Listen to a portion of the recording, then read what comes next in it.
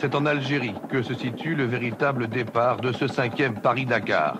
500 concurrents, 328 véhicules, dont 193 voitures, 107 motos, 11 camions et 17 véhicules d'assistance, débarquent du Tipaza, dernières heures de détente avant d'affronter, certains pour la première fois, l'enfer du désert et de la savane.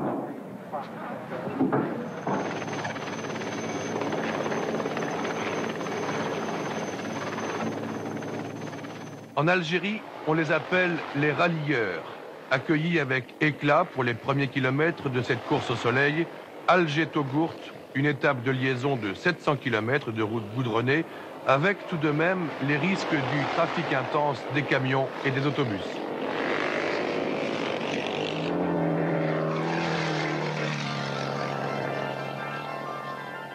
Chaque année, le parcours du Paris-Dakar est modifié et pour cette 5e édition, les organisateurs ont donné dans le raffinement. Le rallye traversera, en dehors de la France, 7 pays. 10 000 km à travers l'Algérie, le Niger, la Haute-Volta, la Côte d'Ivoire, le Mali, la Mauritanie et le Sénégal. En un mot, l'Afrique, avec en prime l'enfer du Ténéré.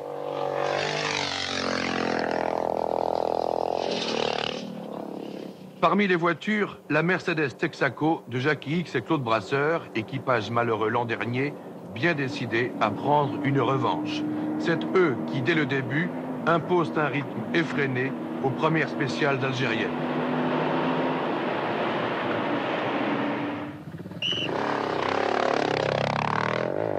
Côté moto, les constructeurs japonais n'ont pas manqué ce nouveau rendez-vous prestigieux. De 250 à 600 cm3, Yamaha et Honda veulent une fois de plus imposer leur suprématie. BMW, avec ses 1000 cm3, reste pour l'instant discret. Dans le peloton, deux sides de 1000 cm3 sont engagés eux aussi avec une seule idée, arriver à Dakar.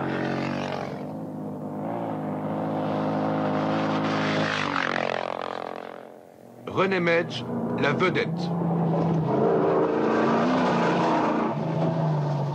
6 rallyes africains derrière lui, vainqueur il y a 2 ans du Paris-Dakar, champion de France des voitures de production, c'est le patron pilote de l'écurie Range Rover, suivi de très près par une des 3 Lada engagées au départ et par la Mercedes d'assistance légère de Jackie X, pilotée par Jean-Pierre Josso.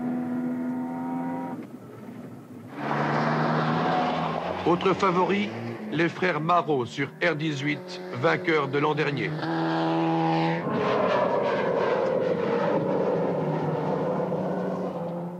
Des avions sont affrétés spécialement pour l'assistance et la sécurité. Ils sont aussi un emplacement idéal pour les prises de vue des caméramans. Jackie X l'a dit dès le départ, jusqu'à El Goléa, c'est de l'amuse-gueule. Avec Claude Brasseur, il mène sa voiture à un train d'enfer.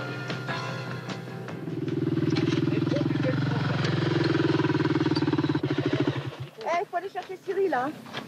Sa roue est cassée. Oh merde. Il est à exactement 7 km Là, Cyril. Roue arrière cassée. Roue arrière cassée à 7 km. Il est arrêté. Ouais, il va qu'est-ce vous dire qu'il faut aller le chercher. Bah Il m'a dit, je vais pas pouvoir rouler longtemps.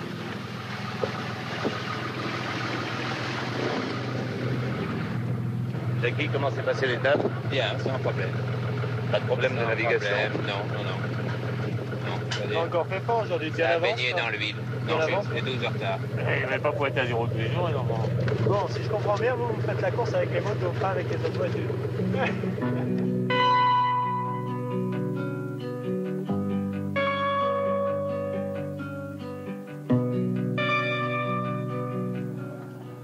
Au soir de ces premières étapes longues et difficiles, de celles qui broient les tempéraments les plus endurcis et les mécaniques les mieux préparés, le campement, c'est l'heure de gloire des mécaniciens et le repos pour les pilotes qui bénéficient d'une assistance technique.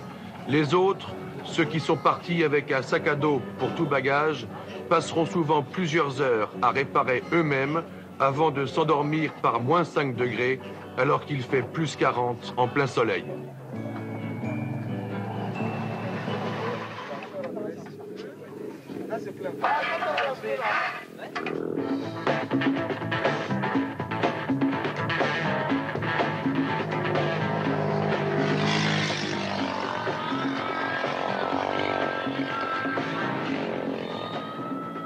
Ceux qui croyaient que le désert était infiniment plat se sont trompés. Les trous permanents nécessitent ici une vigilance de tous les instants.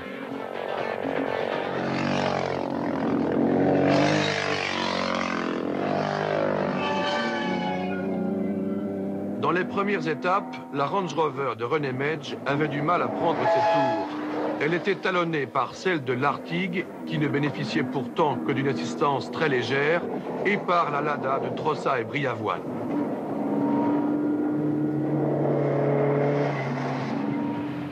Mais pour les sides surtout, ce terrain est très difficile à négocier.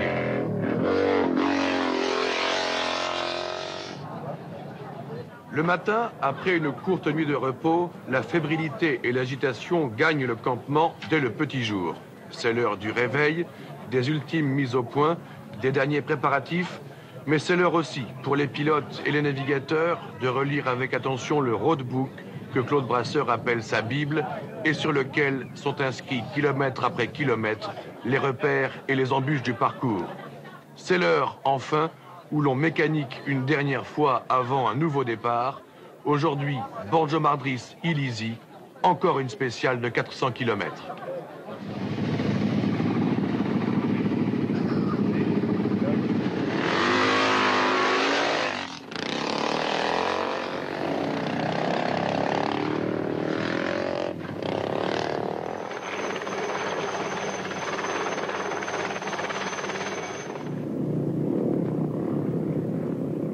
Entre Borgo Madris et Ilisi, toujours en territoire algérien, l'environnement change de visage. La piste caillouteuse et dure fait place aux immenses dunes de sable mou. Le désert retrouve ici sa véritable figure de légende, avec pour les voitures les risques d'enlisement et pour les motos les dérapages incessants.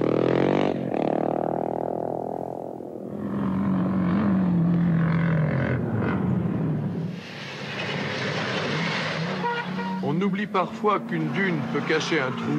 Ce jeune motard suisse vient d'en faire les frais. Il me donne un coup de main à remonter après.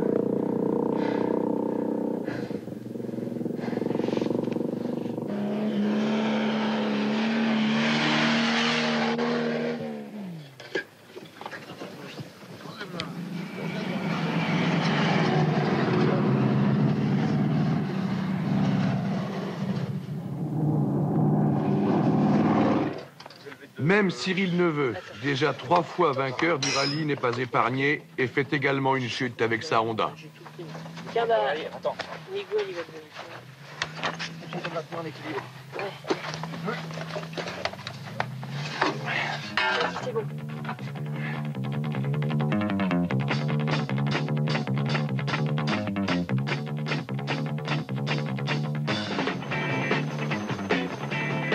Après les dunes, voici la montagne, Ilisi Janet et la piste qui serpente, encore une nouvelle image du désert.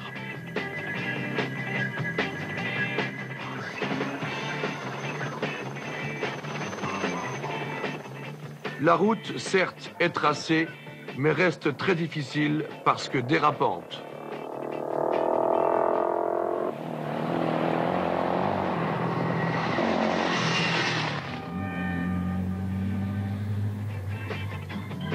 C'est ici que va s'engager un de ces duels qui illustre bien le train d'enfer mené en tête de la course. Devant, la Mercedes de X et Brasseur. Derrière, la Lada de Trossa et Briavoine. 220 km de corps à corps sans pitié dans la poussière, dont Jackie X sortira vainqueur.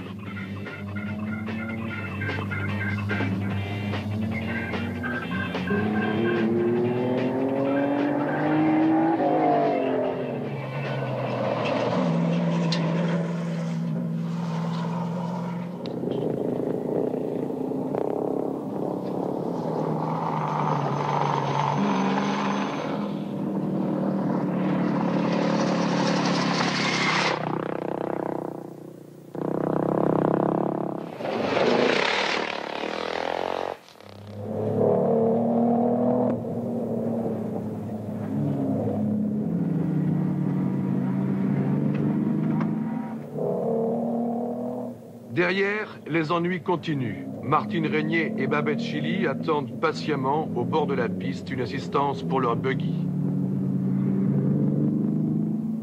a cassé l'échappement et il a rincé le moteur. Ça fait 100 km qu'on roule en prenant les vapeurs d'essence dans la figure, alors on est complètement rase. Et puis de toute façon c'est le 4e jour qu'on n'a plus de boîte, on n'a plus de seconde. Hier on était quand même en tête des 2 roues motrices et ce matin on était dans le 7e général. Sans assistance, sans rien. Voilà, c'est fini. 10 janvier.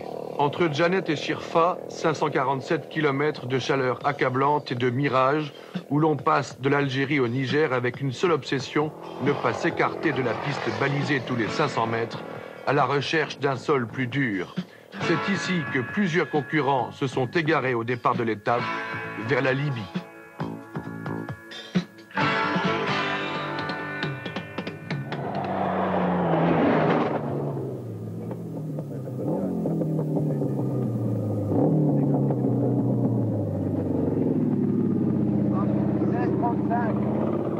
Les 2 bombes viennent d'arriver, Jackie X et Hubert Auriol. Sur cette étape, au CH, le contrôle horaire obligatoire, ils vont connaître, comme chaque concurrent, leur temps exact. Vous êtes parti à gauche, Claude? Non. Moi, je me suis gouré. Kilomètre 74, je suis parti à gauche. J'ai fait 20 bornes en trop. Ah, nous, on a fait un peu ça aussi. Ah, tu n'as pas... Elle n'est pas du tout évidente, cette figure. Oui, oui. Il faut longer une espèce de... Ouais. En plein désert, à l'étape de Shirfa, il a fallu pour le ravitaillement acheminer l'essence depuis Agadez. Système D, les concurrents se regroupent pour acheter à plusieurs les fûts de 200 litres.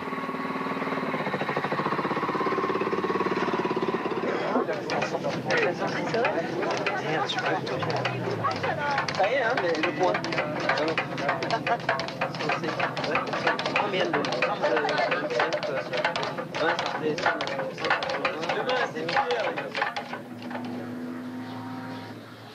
Parmi les 11 camions au départ de Paris, un leader, le Mercedes Pionnier de Groine et de Saulieu.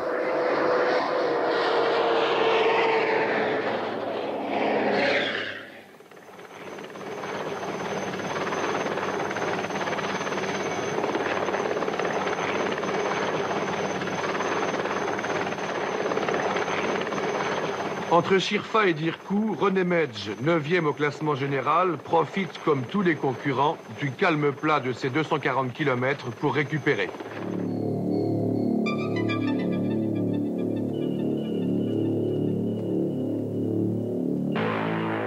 Le lendemain, 12 janvier, Dirkou-Agadez, 600 km.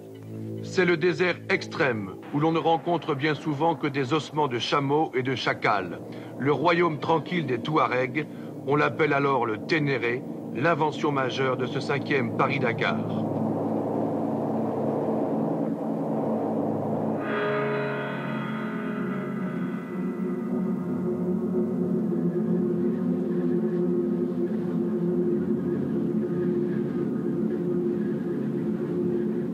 Tout à coup, au bout de 150 km, le Ténéré devient l'enfer et se réveille comme un nouveau Cap Horn. En quelques heures, le vent souffle jusqu'à 70 km/h. La visibilité passe de 2 km à moins de 10 mètres. Alors, c'est long là. On sait, bon, il y a un temps, on monte. Une seule solution, ne pas s'écarter des balises dont certaines seront couchées par le vent. Déjà, plusieurs concurrents se sont égarés.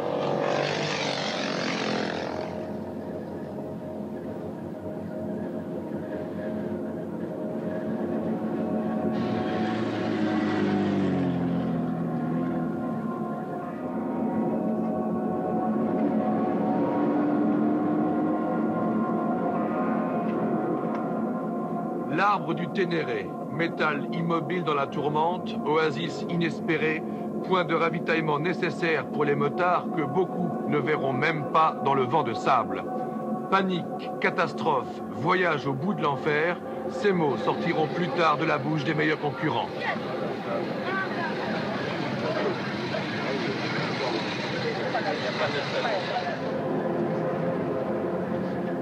Jackie X lui-même ne sera pas épargné et s'égarera sur la piste avant de retrouver presque par hasard l'arbre du Ténéré.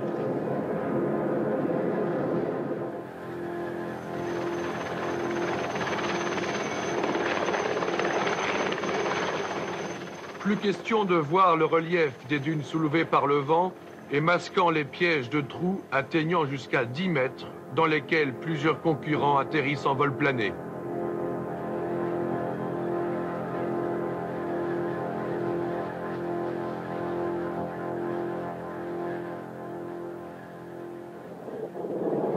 C'est aussi l'enfer pour Hubert Lanier et l'équipe des médecins de Cap 180, dont les hélicoptères, bousculés par la tempête, s'emploient malgré tout à secourir tous les blessés.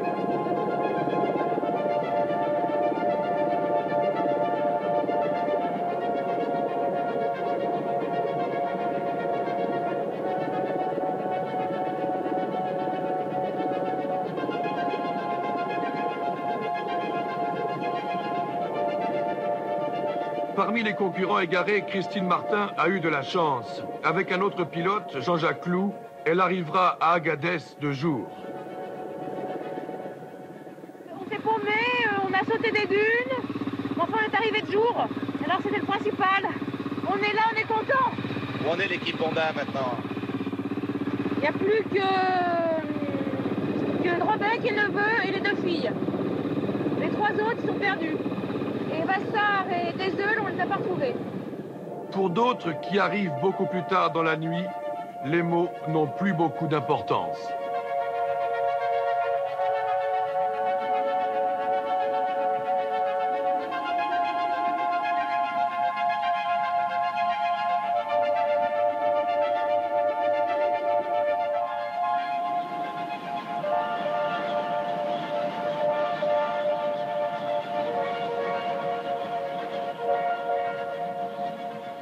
Le soir du 12 janvier, faute d'avoir rencontré des Touaregs pour leur indiquer le chemin, et alors que les contrôles restent ouverts toute la nuit, de nombreux concurrents improvisent des campements dans la tempête. Certains d'entre eux n'arriveront que dans l'après-midi du lendemain.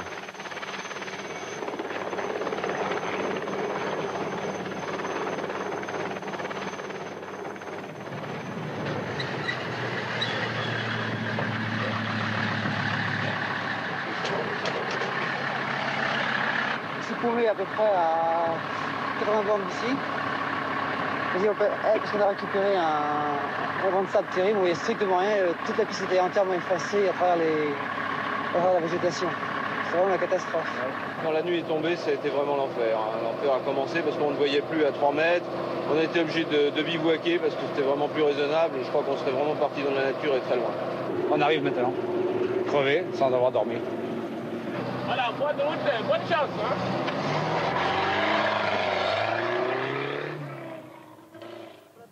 72 heures, soit 3 jours après le départ de Dirkou, Deheul et Vassar atteignent Agadez après une marche forcée de 60 km dans le désert.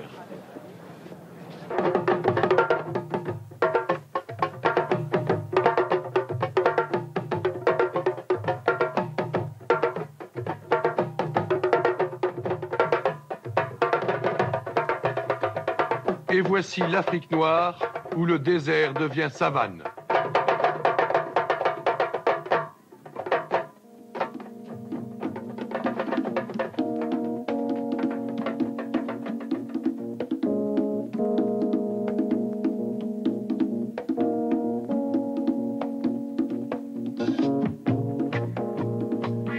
À cause de sa longueur, 2300 km entre Agadez et Korogo, cette étape est la hantise de tous les concurrents.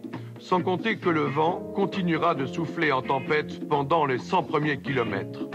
2300 km avec 2 arrêts seulement de 4 heures pour se reposer de l'enchaînement infernal des pierres et des saignées.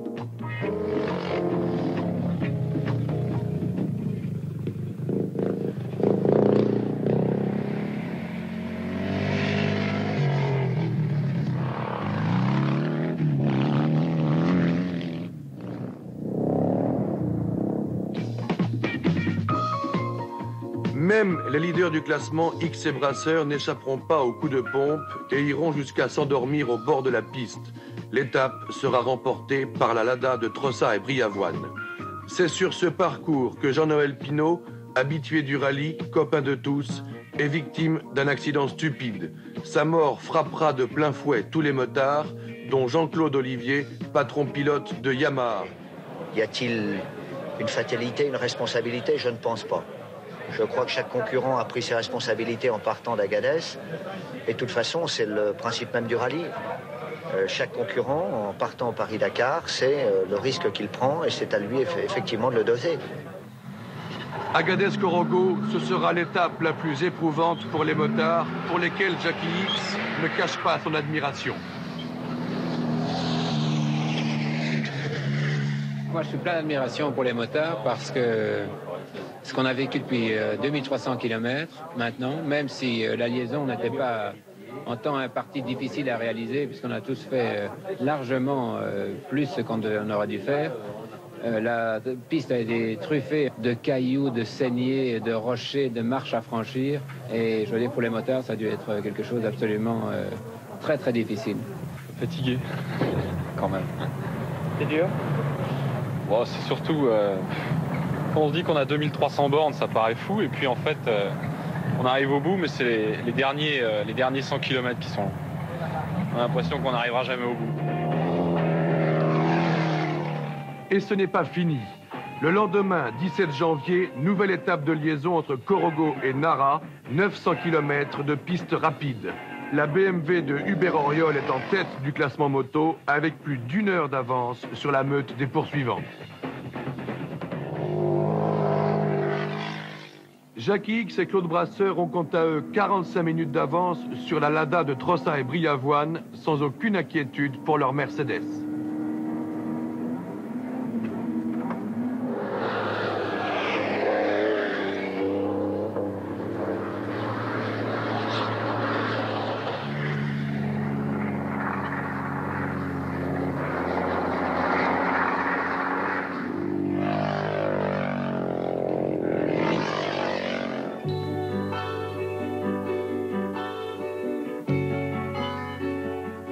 À l'arrivée à Nara, au nord du Mali, une fatigue extrême se lit sur tous les visages.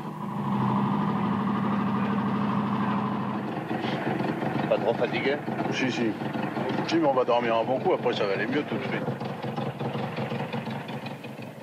Un peu plus tard, le camion d'assistance de Jacky Ickx arrive et confirme aussi les problèmes de la Mercedes en panne à 90 km de Nara. Comment ça se passe? Jacky est en train d'essayer de réparer son pont avec des sangles pour finir d'arriver. Et le camion d'assistance est arrivé derrière.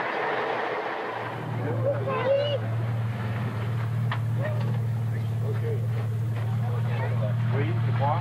Ah, bravo. Qu'est-ce qui s'est passé, Jacky? On a cassé le pont avant à 90 km d'ici, il y a pratiquement 4 heures. On a eu beaucoup de mal à réparer et puis on a eu la chance extraordinaire d'avoir le camion de René Mèche qui s'est arrêté avec un type fantastique qui en 10 minutes a absolument tout ressoudé et on vient de terminer juste dans les temps. Belle entrée d'entre concurrents. Superbe. Vraiment, c'est un grand coup de chapeau. On ne peut même pas mesurer la dimension du coup de chapeau qu'il faut lui tirer. La nuit entière, ce sera encore la course des mécaniciens qui réussiront à réparer le pont de la Mercedes. Mais le héros du jour sera aussi Jean-Claude Avoine, assistant d'une écurie concurrente qui, le premier, s'est arrêté sur la piste pour aider Ickx et Brasseur. Je pense que le Dakar, de toute façon, c'est avant tout une grande aventure humaine. Et puis on arrive sur la fin du rallye, tout le monde, je crois que... Puis en liaison en plus, je pense qu'on peut... Vous n'avez pas hésité une seule seconde? Non, pas une seconde, non. C'est venu tout à fait spontanément comme ça. Ça pourrait être un autre, je pense que j'aurais agi de la même façon. Pourtant, ça pourrait faire gagner une place à René Mèche. Je n'ai pas pensé. Peut-être, oui.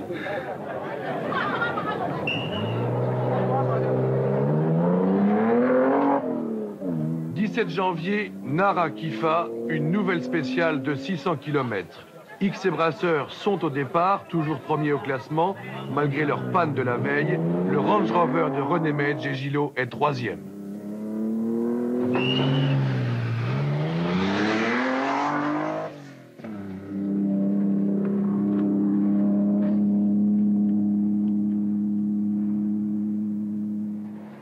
Sur ce parcours, Thierry Sabine a déniché un véritable champ de mine qui sera traversé au ralenti par tous les concurrents, surtout par les plus gros.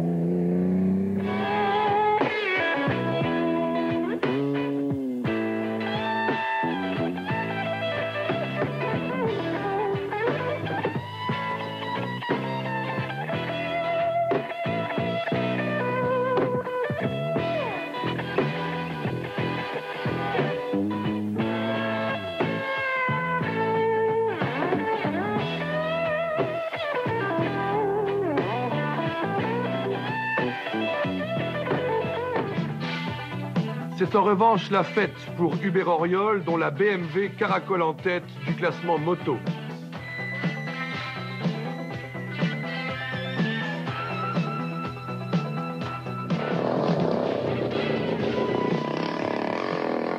Dans le classement camion, à 2 jours de l'arrivée, Groan et De Saulieu confirment leur avance sur leurs 10 concurrents.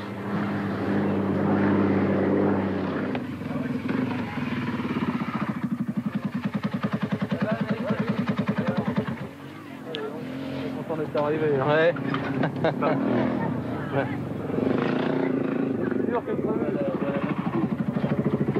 Plus dur que prévu. Hein.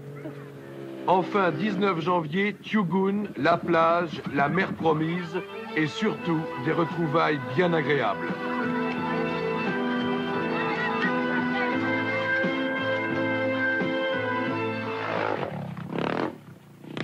Et pour la première fois, un side arrive à Dakar, celui de Randers et Verboven, un Suzuki de 1000 cm3.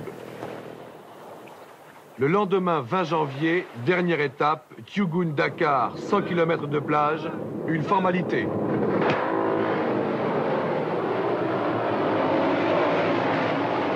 111 motos au départ de Paris, il en reste 28. «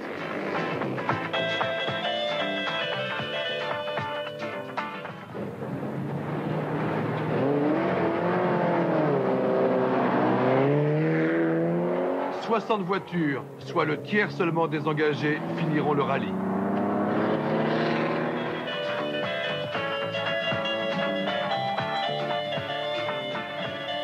À plus de 150 km/h, Fenouil réussit son pari, premier au temps scratch de l'étape.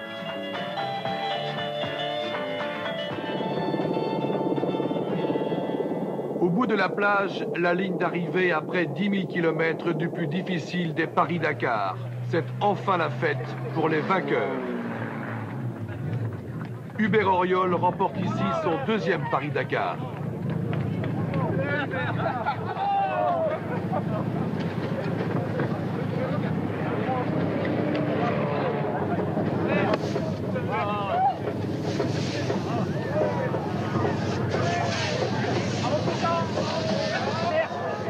Superbe course également pour la Honda de Drobek, qui après une fantastique remontée dans les 3 dernières étapes, prend la 2e place du classement, 25 minutes seulement derrière Auriol. Merci.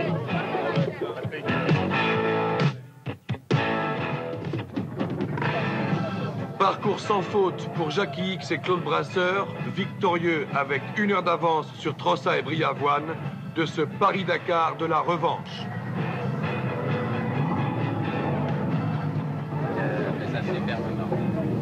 Impeccable. Absolument merveilleux. Merci. Aïda. Pour une fois, t'es grave.